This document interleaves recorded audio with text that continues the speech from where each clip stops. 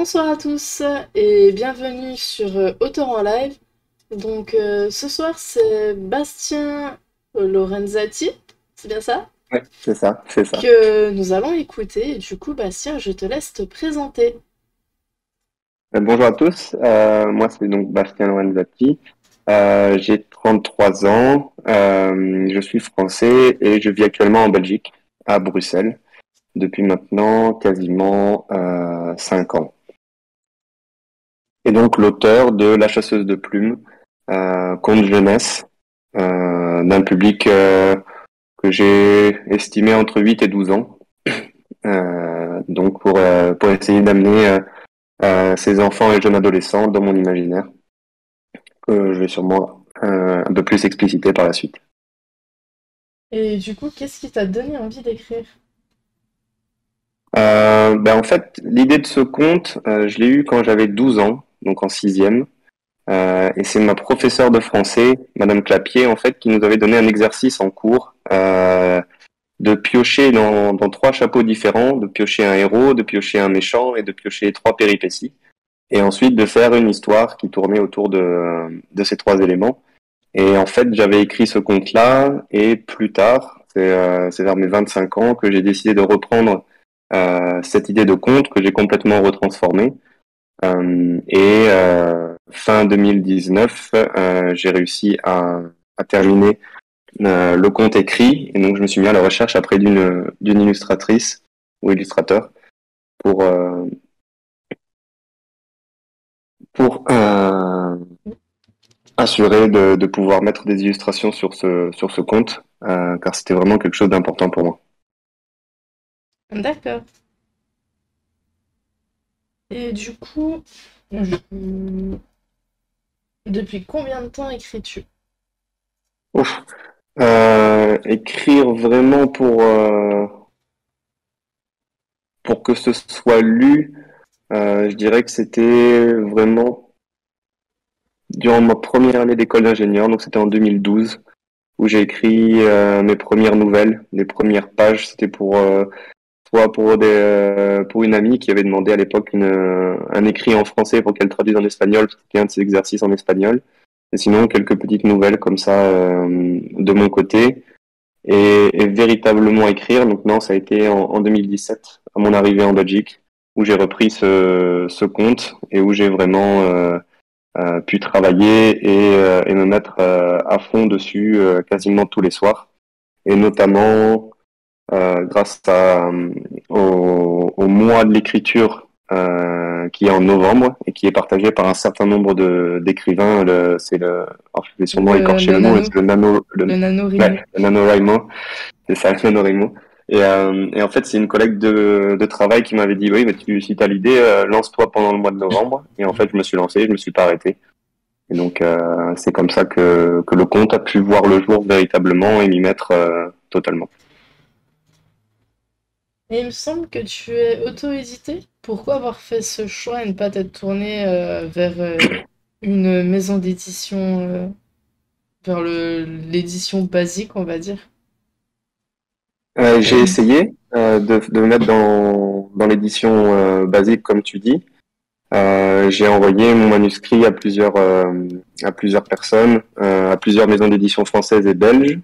J'ai eu pour la plupart des réponses négatives, à part les maisons d'édition à compte d'auteur.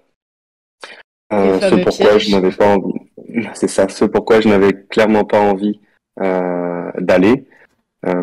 Et ensuite, je me suis dit que j'avais vraiment envie que mon œuvre soit lue et que je puisse recevoir un maximum de retours avec les différents réseaux que je peux avoir ou du bouche à oreille ou d'autres campagnes de marketing que je souhaite faire encore maintenant.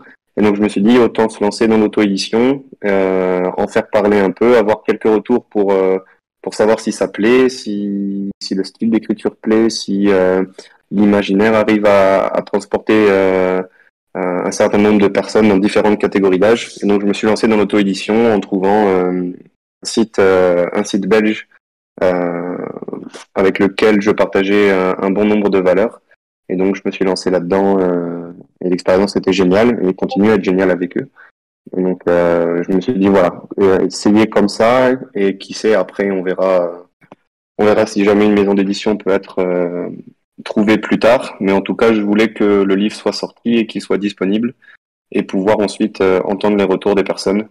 Parce que je connais un peu de retours de mes amis et ma famille, mais là, c'est un peu d'avoir aussi l'avis de personnes extérieures, et d'enfants extérieurs surtout, pour savoir si ça marche et savoir si c'était pas juste une fantaisie de ma part d'un côté, ou si il y avait peut-être quelque chose, et donc qu'une suite pouvait être amenée et continuer cet imaginaire.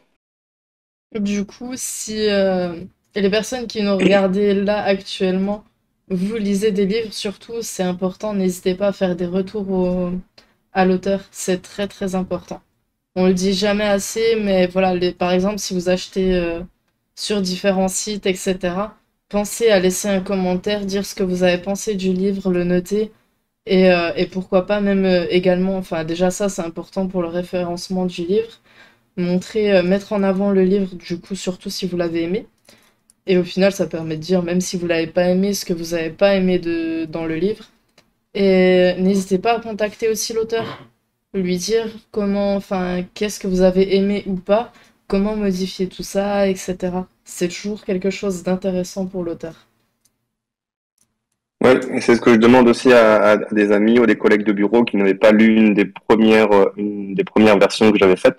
C'est véritablement d'avoir un retour honnête sur ce qu'ils ont aimé, s'il y a eu des choses qu'ils ont aimées, mais aussi sur les éléments qui ont peut-être été des moments un peu longs, un peu trop de descriptions, mais vraiment avoir ce ressenti-là pour que je puisse avoir et me dire, d'accord, ben, il y a une personne qui m'a dit ça, donc c'est peut-être pas si grave, mais par contre, j'ai une quarantaine de personnes qui m'ont dit que cet élément-là était un peu problématique, et donc c'est un retour qui est très important aussi pour la suite et pour le travail dans une œuvre. Tant que c'est constructif, bien évidemment. Oui, si c'est dire c'est nul juste pour dire c'est nul, ça sert à rien. Dans ces cas-là, ne Ouais. dites rien, Voilà. c'est mieux. Ah oui, c'est dommage, c'est un avis, donc on le respecte, mais c'est vrai que c'est pas constructif pour la personne qui le reçoit de juste recevoir un c'est nul ou j'ai pas aimé, et ce que je peux tout à fait comprendre. Mais même une petite argumentation aide toujours comparé à une simple critique écrite. Et quel genre du coup écris-tu le plus? Bah, du coup, moi je suis plus dans le fantastique, donc vraiment dans l'imaginaire, j'aime beaucoup partir euh, dans le féerique, dans le fantastique, et essayer de créer par écrit des images visuelles que les personnes peuvent s'imaginer. Et donc tant enfant qu'adulte, j'ai reçu déjà quelques retours d'adultes qui ont beaucoup apprécié, et qui ont pu se replonger complètement dans l'œuvre et s'imaginer les différents voyages que mon héroïne suit tout au long du livre. Et c'est vraiment là-dedans que je m'épanouis actuellement, et de pouvoir justement faire passer une partie de ce qu'il y a dans ma tête sur l'écrit, et essayer de le faire voir et de le faire rêver dans dans l'imaginaire et dans le cerveau des lecteurs. Et du coup, je t'invite à nous présenter ton œuvre. Oui. Alors mon œuvre, donc, c'est La chasseuse de plumes, une héroïne fermière qui vit paisiblement dans sa ferme avec son mari et ses enfants. Et chose un peu spéciale, ces enfants donc ne sont pas humains, mais sont sept cochons qui ont chacun une personnalité un petit peu différente, et pour lesquels leur nom fait un peu référence à leurs traits caractéristiques. Et en fait, un élément perturbateur va arriver tout au début de l'histoire, et va amener mon héroïne, donc Bess, à partir, à laisser sa famille derrière elle pour aller euh, à la quête, euh, à une quête oui, personnelle, et donc rencontrer différentes péripéties tout au long de son voyage, de rencontrer différents personnages aussi qui vont l'aider et qui ne vont pas l'aider tout au long de ses pérégrinations. et pour pouvoir ensuite affronter le grand méchant à la fin et essayer justement d'en triompher pour rentrer chez elle et que l'histoire se termine bien. Et donc l'histoire a été faite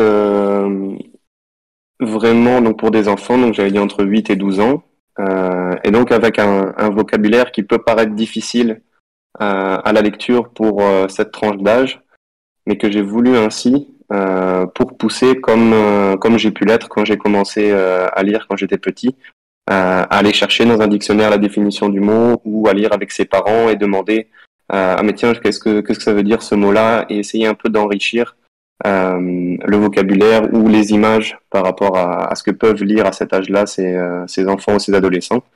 Et donc ça peut aussi les pousser à lire par eux-mêmes, à les chercher par eux-mêmes et fournir à des personnes plus âgées, à des adultes, un vocabulaire qu'ils n'utilisent pas forcément, qui est aussi le vocabulaire de l'imaginaire et qui peut être utilisé dans des descriptions et dans des mots qu'on n'utilise plus véritablement de nos jours parce que on utilise maintenant un peu un vocabulaire parlé et non plus un vocabulaire qui est un peu riche ou qu'on peut considérer comme désuet maintenant. Et donc c'est véritablement dans ce sens-là que j'ai essayé de construire mon imaginaire autour de ce lexique, ce champ lexical fantastique, mais aussi de rechercher un peu un vocabulaire un peu poussé à certains moments pour permettre d'enrichir son vocabulaire et d'aller titiller un petit peu aussi la curiosité des jeunes lecteurs par rapport à d'autres livres où le vocabulaire va être un petit peu plus lissé et plus simple dans la revue et la lecture. Oui, c'est vrai qu'on a tendance vraiment à beaucoup faciliter tout ce qui est lexique et tout ça pour les jeunes enfants. Et c'est dommage au final. Parce que quand on voit la différence entre les livres d'avant et les livres de maintenant, on voit vraiment la différence. Donc, je crois qu'il y a par exemple le Club des Cinq qui existait avant, qui a été réédité avec vraiment un format beaucoup plus lisse. Et c'est dommage. Et après, on se plaint que les jeunes n'ont plus les mêmes connaissances qu'avant, n'utilisent plus les mêmes mots, mais en même temps, si même les livres eux-mêmes les privent de ce Non, genre de vocabulaire, c'est dommage. Et si tu devais décrire ton roman en une phrase? ah, un petit problème d'audio, je pense. Ouais, bah tu frises un petit peu au niveau de l'image, mais du coup, est-ce que tu as entendu la question? Je... Euh, alors attends, je Oui, vais c'est bon, peut-être. c'est bon. Oui, ça y est, c'est de C'est nouveau revenu. bon. Ouais. Question du coup, si tu devais décrire ton roman en une phrase. Euh, Ouais, bah, je dirais que c'est une aventure fantastique menée par une héroïne cette fois-ci et non un héros, prouvant que même euh, une femme peut être l'héroïne d'un conte fantastique et triompher de plusieurs péripéties et arriver à évoluer tant personnellement euh, qu'au niveau familial dans une aventure avec de nombreux rebondissements, pouvant à la fois faire peur, mais aussi faire beaucoup rire, tout en gardant son âme d'enfant parmi cet imaginaire. Euh, Est-ce que tu as des projets pour 2022-2023 en termes d'écriture? En termes d'écriture, 2022, je ne pense pas. Je pense que 2022 va être vraiment faite pour bâtir un petit peu le réseau social autour du livre et recevoir tous les commentaires, essayer d'en faire parler un maximum, essayer de toucher un auditorat, un lectorat assez grand et regarder les retours. Et en fonction de ça, en fonction des différents commentaires et critiques que j'aurais pu recevoir, ben regarder pour l'année prochaine et voir si mon souhait est de continuer la suite de La Chasseuse de plumes, ou alors de me lancer dans l'autre registre, dans le roman aussi que j'ai en tête depuis pas mal d'années, mais auquel je ne suis pas encore véritablement adonné. J'ai juste quelques idées et quelques ébauches de parties. Mais je pense pas que ce sera pour 2022, à part si vraiment il y a un éclatement à un moment donné et, de l'intéressement sur le livre. Mais sinon, je pense que ce sera pour 2023. Est-ce que tu as un conseil à donner aux personnes qui souhaitent se lancer, que ce soit tout simplement dans l'écriture ou qui ont déjà un écrit et qui souhaitent se faire éditer, que ce soit en auto-édition ou en maison d'édition? Ouais, moi je pense que c'est le conseil qu'on m'avait donné quand j'ai commencé à réécrire en 2017. C'est vraiment de coucher sur papier. Si vous avez envie d'écrire, c'est de coucher sur papier quoi qu'il arrive et ne pas forcément regarder en arrière. Je sais que moi ça a été mon défaut en début de réécriture en 2017, c'était d'écrire une page un soir et de revenir le lendemain et en fait de réécrire complètement la page et de me dire ah bien au bout d'une semaine j'en suis qu'à une page et demie et j'ai pas du tout avancé. Et en fait voilà de coucher sur le papier, de coucher les idées, de coucher tous les éléments, que ce soit le début, le milieu, la fin des idées, vraiment écrire sans se mettre de filtre, sans se dire mais où est-ce que je dois mettre de la ponctuation, des dialogues, arrêter le chapitre ici, commencer le chapitre là. Tous ces éléments en fait viendront après. Et c'est de laisser libre cours à votre imagination, au flow, et de pouvoir noter à tout moment. Je sais que ça m'arrivait dans la rue de repenser à un moment où j'étais bloqué la veille et de pouvoir écrire sur le téléphone un petit bout de phrase qui me dit ok, il faut que je travaille là-dessus ce soir. Voilà, d'utiliser toutes les conversations, des discussions, des éléments dans la rue, dehors, quand vous vous promenez pour revenir, parce que ça, si vous êtes vraiment dedans, ça viendra à tout moment. Et c'est de pouvoir après retrouver le plaisir d'écrire et de continuer sur une idée que vous avez eue au travail, que vous avez eue en allant courir. Et donc de ne pas se freiner dans il faut que ça ressemble déjà au livre maintenant, il faut que ce soit structuré maintenant, il faut que ce soit beau maintenant. Et de coucher sur papier et vous aurez assez de temps après, une fois que tout ça est mis en place, de revenir, de relire, de refaire des versions, de faire de la mise en page. Et donc, ne vous freinez pas. Laissez libre cours à votre main si vous écrivez au crayon ou au clavier. Et, euh, et c'est vraiment un bonheur quand ça coule tout seul et qu'il n'y a pas de restrictions. Du coup, on va passer aux questions surprises.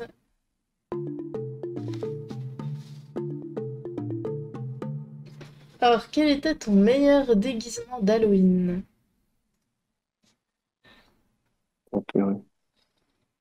Euh, D'Halloween, je pense que c'était quand j'étais déguisé en savant fou, je pense. Et que j'avais deux autres amis qui étaient aussi un peu déguisés, un peu en monstre. Et donc, je sais plus quel âge j'avais quand j'étais déguisé comme ça. Et c'était un déguisement que mes parents m'avaient acheté.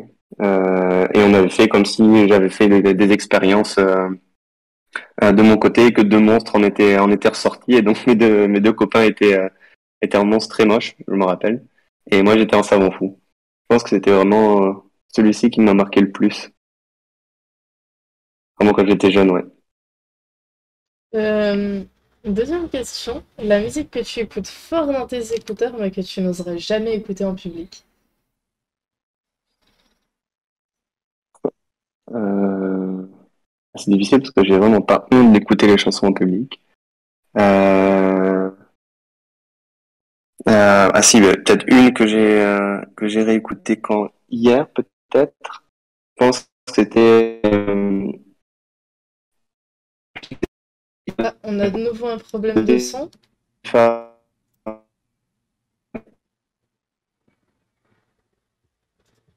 Ah, est-ce que vous m'entendez? Ouais. On n'a pas entendu. Ah mince. Discord Non, a mais c'était censuré cette chanson tellement elle est pas bien. c'était ça. Non, j'aurais dit ouais. Il avait les mots de, mais je crois que c'était de Sheriff Aluna. Je Ouais, pense il me que c'était de semble que Sheriff c'est Aluna. ça. Ouais. Ouais. Je pense Ok. que je dirais celle-là. Ça fait longtemps, hein. Ça fait très longtemps. Je pense que je Oui, l'écoutais au lycée. Je crois c'est Et une musique qui je doit l'avais avoir plus de entendue 10 ans hier. maintenant. Ah oui, je pense, oui. Elle était dans une de mes playlists Spotify. Et ouais, je dirais celle-là. Le mensonge le plus bizarre que tu as raconté lorsque tu étais enfant. Oh là là, ça c'est difficile. Euh, le plus bizarre. Euh, ah, ça, je saurais pas dire. J'ai même... Voilà, très difficile. Hum, Bah, c'est vrai que si on n'est pas un enfant qui ment de base, il y a Bah, très peu ouais, de j'essaye de chances. retrouver un peu, parce que je sais que j'étais très franc étant enfant. Donc ça sera pas un mensonge, c'est vraiment une anecdote que je me rappelle que ma mère me ressort assez souvent. Donc là, c'était pas un mensonge, mais vraiment une honnêteté franche que j'avais. On était chez le dentiste pour ma mère. Donc j'étais sur ses genoux, je devais avoir 4 5 ans, je pense. Et ma mère m'a dit non, on n'a pas le droit de manger de chewing-gum parce qu'on va chez le dentiste, donc c'est interdit de manger un chewing-gum. Et en fait, dans la salle d'attente, il y avait une personne âgée qui était en train d'attendre aussi pour passer son tour et qui faisait comme si elle mastiquait. Et je fais, mais pourquoi est-ce que moi j'ai pas le droit de manger de chewing-gum alors que le monsieur il en mange? Et en fait, le monsieur jouait avec son dentier. Euh, Ma mère était très gênée, elle était très contente que le dentiste arrive pour nous prendre parce que donc voilà, ça c'est ce que je pouvais avoir comme comme phrase honnête quand j'étais petit. Avant-dernière question, si tu avais une licorne apprivoisée, comment l'appellerais-tu?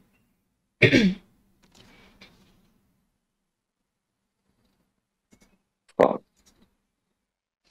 Euh, ouais, je pense que bah, c'est une des héroïnes avec laquelle j'ai pas mal voyagé dans l'imaginaire quand j'étais petit. Euh, de Philippe Pullman, donc à la croisée des mondes. Donc je pense que je dirais Lyra. C'est vraiment un prénom qui m'a beaucoup marqué et que je trouve très joli, très féerique, très imaginaire. Donc je pense que ce serait Lyra avec un Y, pas avec D'accord. un. Et dernière question, quel personnage de fiction aimerais-tu incarner?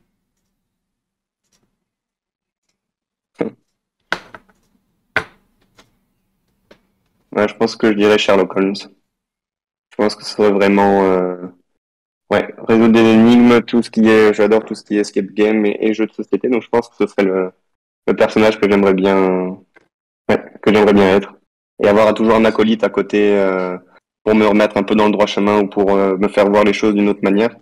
Ouais, je pense que ce serait celui-là. D'accord. Du coup, nous en avons fini là pour les questions surprises. On en a du coup forcément fini là aussi pour la VOD, donc n'hésitez pas à vous abonner, à mettre un pouce bleu si vous avez aimé la vidéo et surtout, vous avez du coup en description le lien pour acheter le roman de Bastien, mais également vers ses réseaux sociaux. Donc n'hésitez pas à aller voir un peu ce qu'il fait, etc. Parce que bah, ça a l'air d'être quand même bien. Et, euh, et on se retrouve bientôt pour une prochaine interview. Ciao ciao! Merci beaucoup.